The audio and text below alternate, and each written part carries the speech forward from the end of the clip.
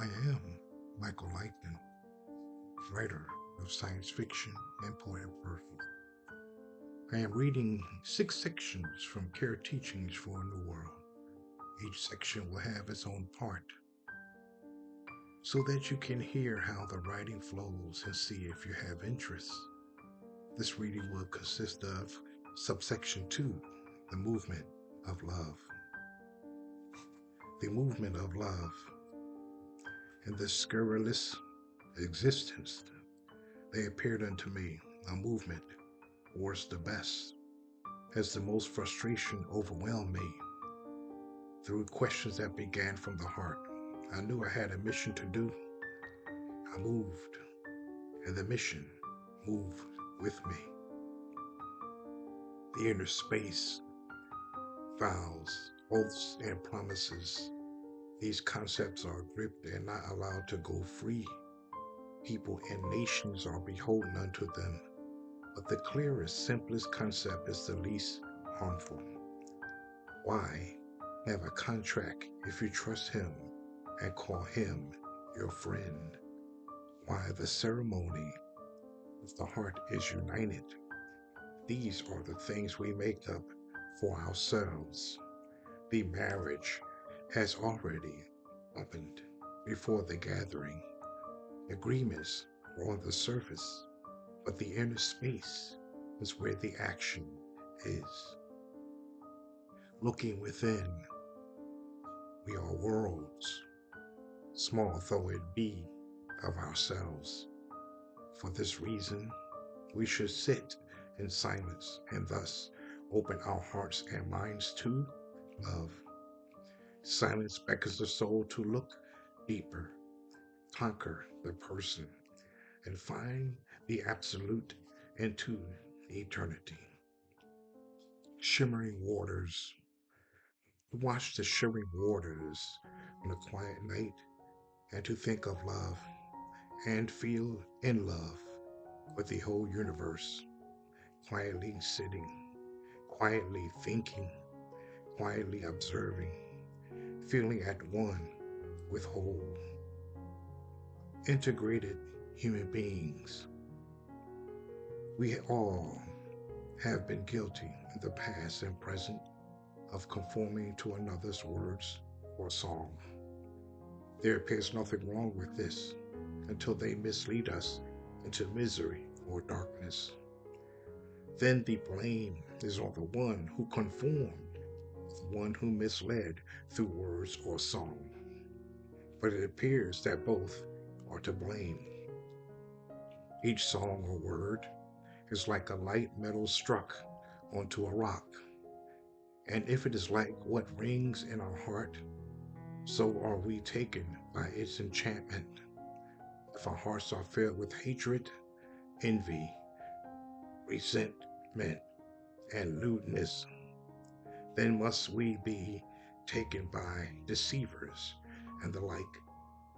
If our hearts are filled with love and compassion for all, then it would be difficult to deceive us. True religion appears to ring clear for every living thing. Whether atheist or agnostic, we still live our lives by what is in our heart. And if we have a heart of pure love vibrations, so must all around us be united. If we have a heart of lust and rage, so must all around us and in us transpire. This message for the human species is not about man's ideal of faith, but it is about the unity of all faiths and love. For without love, what is the use of compromising or integrating with another when our hearts see no compromise or integration? When our hearts agree on one faith, which is love, this appears to be true integration. The unity of love. Images in the mind going to the heart, glittering about the body, so free and warm. Love envelopes us as we freely succumb to it. We are one with love, and love is one with all. Firmness and love. To say no with firmness admits an inner strength, but to do it with love can help a person become an impregnable fortress. Love without firmness is like a feather, light, but not able to control its one destiny because of its lightness. Thus, the wind blows it here and there. Firmness without love admits complete stubbornness, even if the person is found to be wrong. Thus, it comes down to pride or judgment, which is ignorant. For pride is destructive, has nothing to do with love. Dignity is higher and noble than pride. And in dignity, sometimes there are errors in action or thought or word or deed. And the lesson is learned. The error becomes difficult to repeat because there is learning and the person can grow in character. If we understand the fine line that we walk in firmness with mouthing no or yes and sticking to it, we can accommodate for much misery and we could be content in love. It is most beautiful to be in love. Be in love with a companion, to be in love with a flower, the gliding birds, the wind against my face, the roar of the ocean as it pounds against the shore. To be in love with hot sand on naked feet. I am in love with all these things, and they are in love with me. Stillness and quietude. A serious mind that sees within their self cannot perceive much activity except in the marketplace where food is necessary to buy. But other than that, there should be seclusion for sporadic periods of time to see love within. Some people have families, but find this unbearable at times because of the constant noise and activity. How can one's mind be still in love when there are skirmishes from many overactive family members or friends? At times it will be best for all of us to give each other a rest and let the love within us speak through the stillness.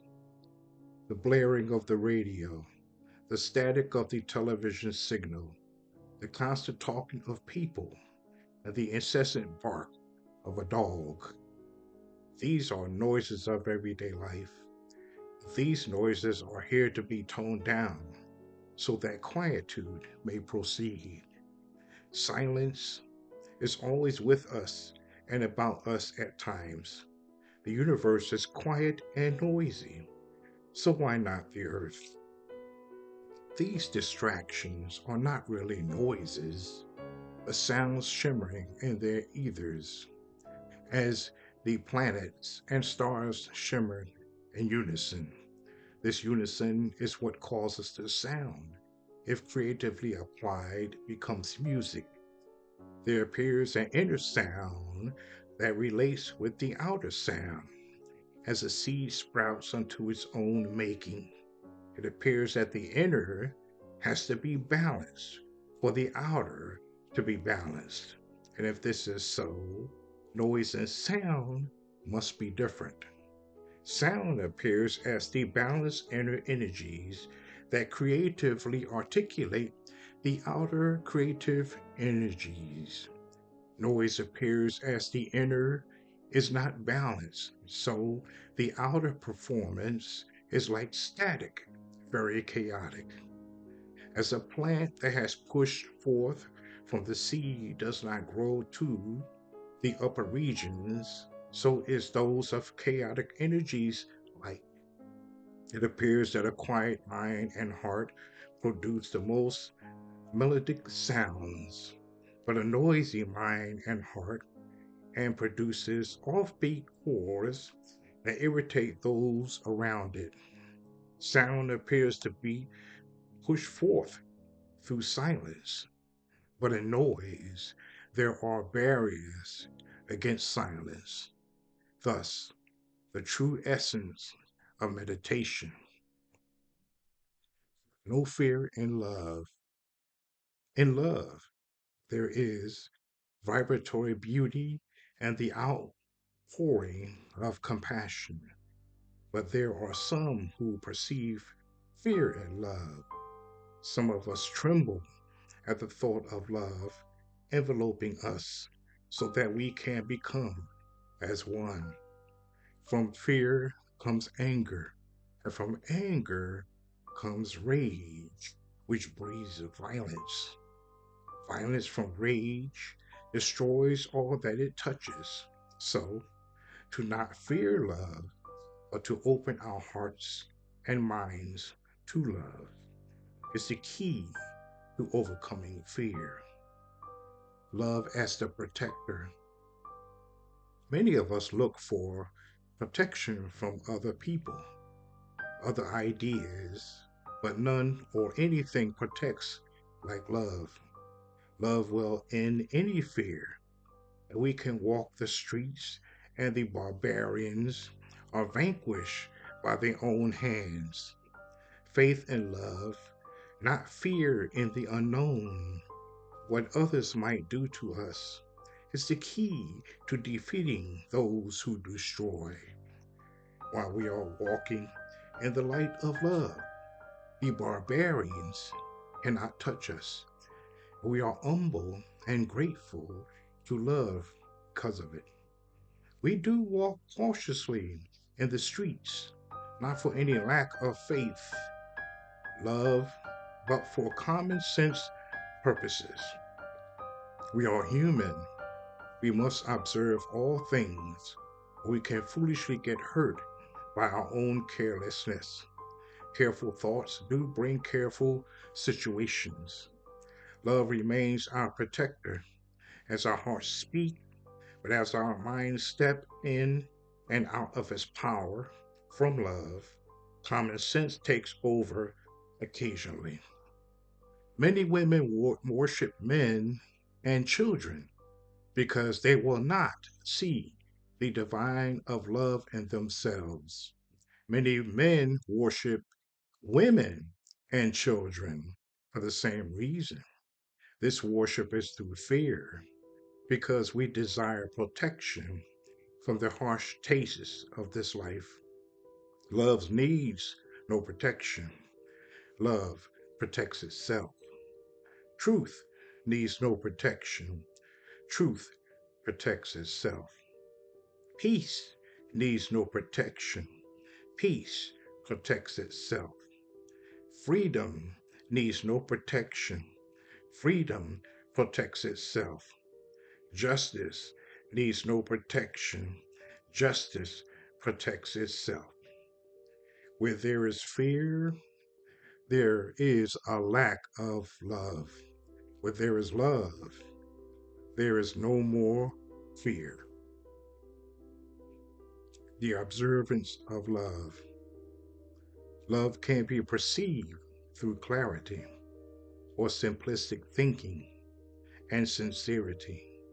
When love is observed, there is a deep moment of silence, then an onrush of brilliance, then colors and sounds, and everything around us is fresh and new, as if we were just born.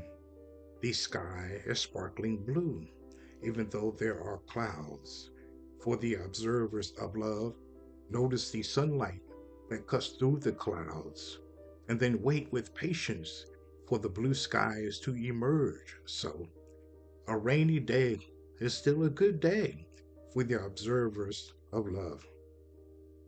In the cold winter days, the observers of love can see tiny footprints in the snow and smile. when they notice it is birds' feet and know if birds can continue to endure in the cold, so can humankind. When there is war, the observers of love try not to take sides, but if forced to do so, the observers of love do it without rage. Thus, the killing of another is lessened on the conscience of the observers of love. To be an observer of love, you must be objective and filled with compassion so that you can observe without judgment, thus see all things as they truly are. Love in nature. To sit and observe the movements of nature is a most wonderful experience. It proves that love exists on earth, even if we as humans desire to disprove non existence of love. Nature will always be with us as we go about our destructive ways. We arrogantly stomp the ground, chop down the trees, shoot down the birds, and aim weapons at a docile deer. The plants, which grows from the soil, offer fruits, nuts, and berries, all baked by the sun. The scurrying creatures of flesh we kill, and some of it not for food, but for play and fun. This is an attempt to destroy love in nature. We find that destruction of nature means our own demise. We can begin to slow down, then stop. When we stopped the senseless destruction of living things, we can begin to see new beginning within ourselves, a new start within humanity. The love in humanity. What does it mean, this love in humanity? Where does it come from? Can we possibly say that humanity is capable of love while we war against ourselves through nationalism, religious wars, political overthrows, and philosophical debates? With all these schemes that humanity has against itself, is there room for love in us all? Or have we all become insensitive?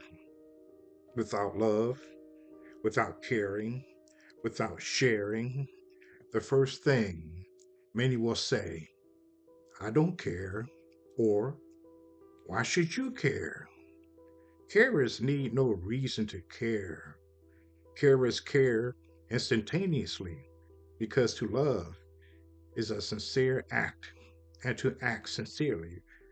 Love is to care, and to care is to share. With the above intentions spreading around the globe, there would be an end to all wars and schemes of midnight oil, and all life on this planet would move in their natural rhythms. When humanity loves sincerely, then we will begin to see true love that is in humanity. How do I know this is true? I look inside myself and see true love. We do not have true love. For if we had true love, then all wars would cease and all diseases would end. We have love for various persons because they are related to us by blood or have similar nationalistic beliefs or connected religious faiths. But we as humans find it much more difficult to love people for being people. We want to love according to some fixed plan or limit, but we miss the divine that resides in us all. If we love freely, not because of some outward connection, as in relations or hue or culture, we would be accepting love completely. Love is. Love is the wind blowing across a field of lilies. Love is the grass silently speaking. Love is a wolf crying in the night. Love is a leaf floating downward. Love is the sun beaming warmly on the earth. Love is a deer running innocently through the woods. Love is a child rolling in the grass. Love is adults standing on a hill, holding hands and looking at the noble sunset on a massive earth. And that was Care Teaching for a New World. On this section here, it had Cure Poems Volume 2, but I had changed some of the names. I almost said the wrong thing. So I hope you enjoyed that read. The full book is auto narrated with a much kinder voice on the Google Play books for 99 cents. In the works, there are two more I found in development. One is a science fiction thriller called Forgotten Case of Rain, which I'm getting blank on that. I only did 4 chapters and nothing happened so far. And the other is a practical guide to living called Communications in Love. The Chief said works is at Amazon.com, Google Play, Books.com, and Drafted Digital. We just connect to Barnes and Noble and Apple Books. My website is a new one, so I don't have a lot on it. It's www.peoplestillread.com. This is Michael Lighten, and I'll connect with you in the next audio.